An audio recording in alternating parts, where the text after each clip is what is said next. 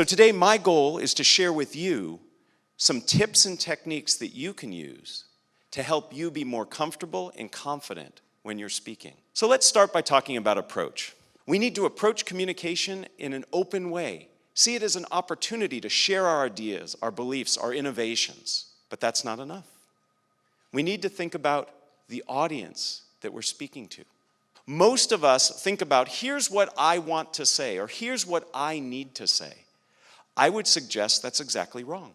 You need to think about, what does my audience need to hear? The three things I think we need to ask about our audience are, what is their knowledge? What is it that they know? In addition to knowledge, we need to be thinking about their expectations. What is it that they expect of me? And then you can choose to conform to those expectations or not.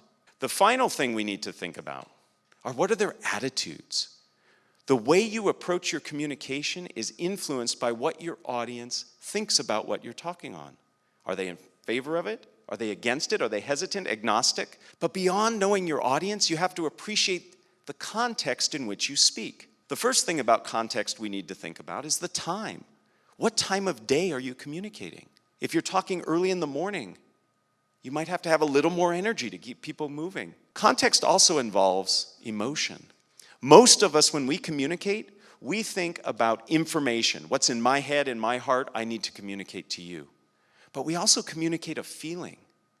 Maybe we're trying to get people excited and motivate them, but we need to think about the emotion as well as the information. The final bit of context has to do with where you're physically speaking. Think about the way the room is set up. Think about the environment. Is it live? Is it virtual? Those change the way that you communicate.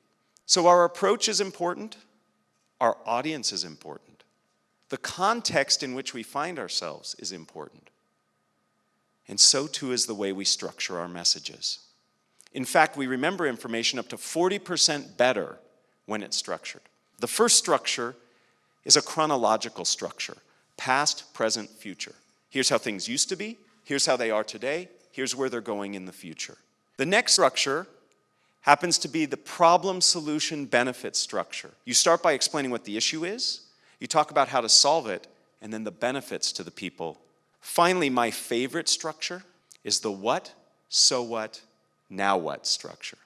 You start by telling people what the issue is. You tell them why it's important in that so what step, and then you tell them what's next, what's coming. So I want for you bold communication that's confident and compelling. And I want for your message to echo long after you leave the room. Thank you.